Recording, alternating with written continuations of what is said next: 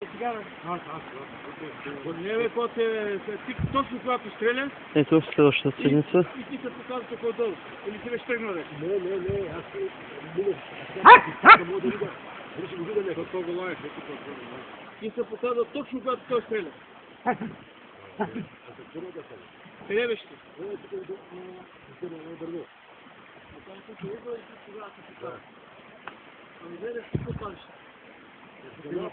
Това са бараците на едно родовско село.